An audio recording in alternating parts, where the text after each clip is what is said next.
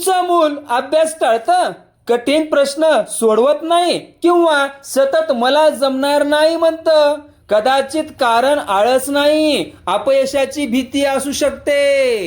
Number 1, कठीण काम सुरूच न करणं. अवघड धडा किंवा प्रश्न दिसला की प्रयत्न करण्याआधी सोडून देणं, कारण प्रयत्न करून चूक होण्याची भीती वाटू शकते.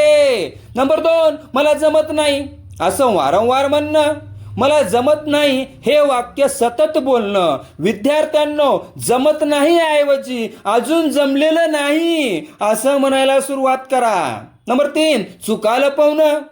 चूक झाल्यावर ती लपवणं. पालकांनो, प्रत्येक चुकीवर रागवण्याऐवजी विचारा, या चुकीतून पुढच्या वेळी काय वेगळं करता येईल. नंबर 4, इतरांशी तुलना करणं. मित्राचे गुण पाहून स्वतःला कमी समजणं. विद्यार्थ्यांनो, तुलना करायची तर स्वतःशी करा. पालकांनो, मुलाची तुलना इतरांशी करू नका. नंबर 5, गुणापेक्षा प्रगतीकडे लक्ष द्या.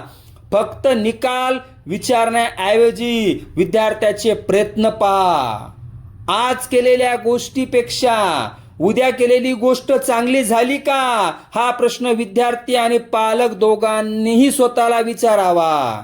विद्यार्थ्यांनो आणि पालकांनो, सांगा, अपयशाची भीती जास्त नुकसान करते की प्रयत्न न करणं? कमेंटमध्ये तुमचं मत नक्की लिहा. असाच विचार करायला लावणारा शिक्षण आणि पालक तत्व टिप्ससाठी सक्सेस स्टडी हबला फॉलो करा.